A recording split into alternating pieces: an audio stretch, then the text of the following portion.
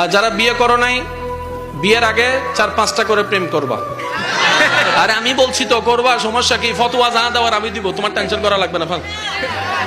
5টার নিচে একটা প্রেমও করবা না, ঠিক আছে? এবার কো, বিয়ে করতে কি ফ্রেশ চাও না আনফ্রেশ? আরো জোরে কর না, ফ্রেশ চাও তো? এবার ফ্রেশ দেওয়ার মালিক কে? আল্লাহ। একজনে বিয়ের আগে 10টা প্রেম করছে, আমি কই কারে বিয়ে করবি? কই একটারও করতাম না। তো বিয়ে করবি কারে? কই 100টা খুঁজা ফ্রেশ দেখে একটা বিয়ে করবো। সে 1000টা খুঁজা একটা বিয়ে করছে, 6 মাস পরে খবর পাই তার বউয়ে 20টা।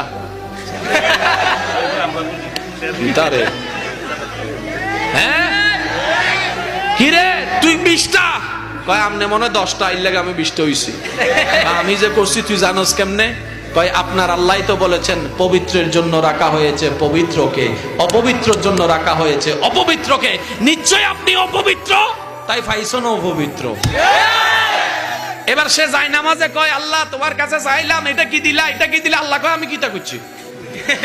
তুই কি কোরআনে আমার হুকুম শুনস নাই? আল্লাহ কি হুকুম বলে? যে আমি বলেছি পবিত্রের জন্য পবিত্র, অপবিত্রের জন্য অপবিত্র। এখন থেকে ফ্রেশ চাও না আনফ্রেশ? পবিত্র চাও না অপবিত্র? পবিত্র। এখন থেকে মোবাইল বাইর করে যতবার সেটিং করবা, মনে মনে চিন্তা করবা আমারটাও কোনো না কোনো জায়গা